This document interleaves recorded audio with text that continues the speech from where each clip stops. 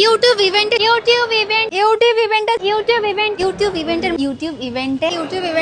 আবার নাটক শুরু। তো সুন্দর ব্ল্যাক দারুন দারুন আউটফিট পরে এসছে। তো আমরা এটাই জানতে চাই যে কত প্রাইস নিয়েছে। তুমি আমাদেরকে জানাও, তুমি যে শাড়ি জুয়েলারি পরে আছো, এটার প্রাইস কত নিয়েছে? তোমাদের দুজনের আউটফিটের দাম কত? তো বলো কত প্রাইস নিয়েছে। তা বলছি, তোদের মান সম্মান বলতে কিছু নেই? আয় তোদের আবার মান সম্মান? ছাপড়িদের আবার কখনো মান সম্মান আছে নাকি? ইউটিউব ইভেন্টে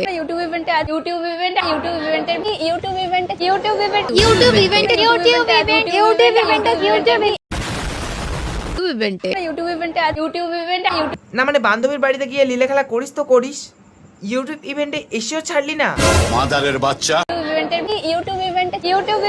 না মানে কিছুদিন আগেই তো বাংলার ফার্স্ট রিয়েলিটি শো হলো, সেটাকে তো ছাপড়ি রিয়েলিটি শোতে পরিবর্তন করে দিলি। এখন কি এই ইউটিউব ইভেন্টকে ছাপড়ি ইউটিউব ইভেন্টে পরিবর্তন করতে চাস? মাদারের বাচ্চা। ছাড়, এত সব বাদ দাও।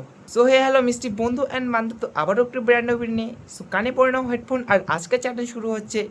Let's get started. ফাইনালি আমরা চলে এসেছি কিন্তু ইউটিউব ইভেন্টে। তা বলছি, আসার সময় কোনো প্রবলেম হয়নি তো? না মানে প্রেগনেন্ট তো, তাই বলছি। তো আমি আমার ভাইরাল কন্টেন্ট আরে কাকিমা আবার কবে থেকে ভাইরাল কন্টেন্ট হলো? ইউটিউব ইভেন্টের মধ্যে ফাইনালি আমরা পৌঁছে গেছি। মানলাম যে ইউটিউব ইভেন্টে চলে এসেছিস, একটু মজা কর, একটু নাচ গান কর, কিন্তু শালা তা না করে কার ড্রেসের কত প্রাইস, কে কি পরে এসছে না এসছে সেটা নিয়ে সমালোচনা শুরু করে দিয়েছে। বোঝো ঠেলা। তো সুন্দর ব্ল্যাক দারুন দারুন আউটফিট পরে এসছে। তো আমরা এটাই জানতে চাই যে কত প্রাইস নিয়েছে। তুমি আমাদেরকে জানাও, তুমি যে শাড়ি জুয়েলারি পরে আছো, এটার প্রাইস কত নিয়েছে? তোমাদের দুজনের আউটফিটের দাম কত? তো বলো কত প্রাইস নিয়েছে। তো সবার ড্রেসের প্রাইস জিজ্ঞেস করে নিয়েছি, এখন মনে হয় একটা দোকান দেবে। ইউটিউব ইভেন্টে যাব বলে মেকআপ করতে তো বসে পড়েছি। কেন? তোর তো শরীর খারাপ, তার সত্ত্বেও মেকআপ? মাদারের বাচ্চা। এটাও মানলাম, কিন্তু শালা ওদিকে অঙ্কিতা। সব কিছুর একটা লিমিট থাকে। দুদিনের জন্য মাকে নিয়ে ঘুরতে এসেছি মন্দারমণিতে, ও মা ভিডিও ছাড়তে না ছাড়তে রোস্টিং শুরু। না মানে ইয়ার্কি করারও একটা সীমা আছে ভাই। সব কিছুর একটা লিমিট থাকে। দুদিনের জন্য মাকে নিয়ে ঘুরতে এসেছি মন্দারমণিতে, ও মা ভিডিও ছাড়তে না ছাড়তে রোস্টিং শুরু। কেন করবে না? সোশ্যাল মিডিয়ায় এরকম নেচে বেড়ালে আর সেটা নিয়ে রোস্ট করলেই দোষ। মাদারের বাচ্চা। আর কি যেন একটা বলছিলে, সবকিছুর একটা লিমিট আছে। সব কিছুর একটা লিমিট থাকে। বলছি সবকিছু একটা লিমিট আছে, এই কথাটার মানে বুঝিস তো? মানে সামান্য একটা বাথরুম দেখলে এরকম কি করে? কেন রে, তোর বাড়িতে কি বাথরুম নেই? না মানে সামান্য একটা বাথরুম দেখে এরকম কাণ্ড করছিস? আবার নাচতে নাচতে কাপড় তুলে সৌরভ করছে। মাদারের বাচ্চা।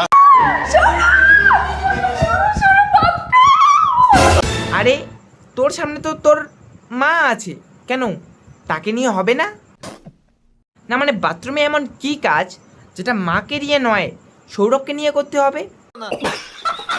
ইউটিউব ইভেন্টে যাচ্ছিলাম, এখন তো আছি প্রায় চলে এসেছি অলমোস্ট। আর আমার হচ্ছে যেহেতু এখন সব টাইম খাওয়া দাওয়া, তো ফাইনালি আমরা চলে এসেছি কিন্তু ইউটিউব ইভেন্টে।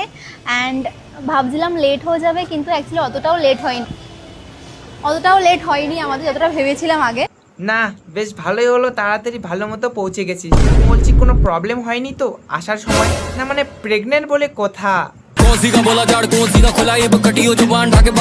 এসে দেখা হয়ে গেছে সুমির সাথে। কেমন না মানে তোদের কি কোনো ডাইনামিক ডুও আছে নাকি? ছাপড়ি এন্ট্রি করার সঙ্গে সঙ্গে আরেক ছাপড়ির সঙ্গে দর্শন। ইভেন্ট শুরু হওয়ার আগে আমরা কিন্তু এখানে পেয়ে গেছি আমাদের ব্রেকফাস্ট। যে রে মাইকার লাল চোদনার বাল, একটু আগেই তো তুই গাড়িতে বসে ভাত খাইলি। চলে এসেছি অলমোস্ট। আর আমার হচ্ছে যেহেতু এখন সব টাইম খাওয়া দাওয়া, তার মধ্যে তোর ইভেন্টে আসার সঙ্গে সঙ্গে খিদে পেয়ে গেল। এখানে কি কি নিয়েছি দেখো, অনেক অপশন ছিল বুফেতে। এন্ড আমরা কি কি নিয়েছি, কই সুইট, এটা হচ্ছে ভেজ স্প্রিং রোল নিসনি, এখানেই ছিল। তোর তো এমনিতেই শরীর খারাপ, তার মধ্যে বাইরের খাবার খাওয়া বারণ। দেখতে আসলো। ডাক্তার সুমিকে বলেছে টাইম মতো খেতে হবে আর টাইম মতো ঘুমোতে হবে। আর আরে ডক্টরের কথা তো একটু মেনে চল, মাদারের বাচ্চা। তাহলে তো আমাদের বেবি খুব কষ্ট পাবে। আর তখন বড় হয়ে এই ভিডিওগুলো দেখবে আর ভাববে মা এত কন্ট্রোভার্সি, এত রোজ হওয়ার পরেও, এত গালাগালি খাওয়ার পরেও শুধরালো না। উল্টে আমি পেটে আছি জানা সত্ত্বেও বাইরের খাবার খাওয়া ছাড়িনি।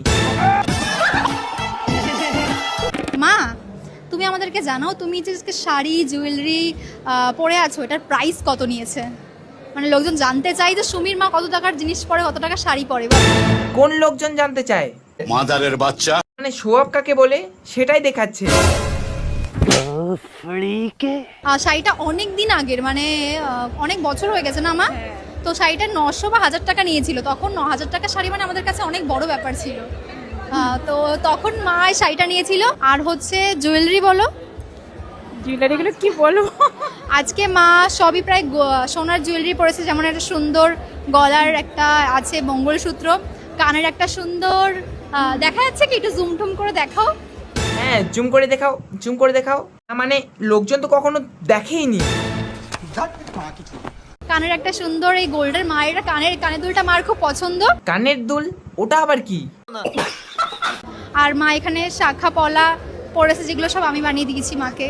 প্রাউড, আমি নিজে প্রাউড ফিল করি যে আমার মাকে এত সুন্দর গোল্ডের জিনিস দিয়ে সাজিয়ে তুলেছি। হ্যাঁ, সাজিয়ে তোলো আর যাই করো, আছে জন্যে লোককে দেখাচ্ছে না, মানে এটাই বড় কথা। আজকে হচ্ছে আমার প্রিয় মানুষের জন্মদিন, মানে ভেড়ার হৃদয়ের জন্মদিনের জন্য আমি রেডি হয়ে গেছি। না মানে এটা আবার কি ড্রেস রে ভাই? সো এই পর্যন্ত এই ভিডিওটা ভালো লাগলে অবশ্যই লাইক করবে আর কমেন্ট করবে। সো দেখা হচ্ছে কোনো নেক্সট ভিডিওয়ে, ততক্ষণাৎ টাটা, গুড বাই। একে একে দুই চোখ দুটোই যেন মনে হয় সাগর অথই, দুই দুই চার চোখের পাতা।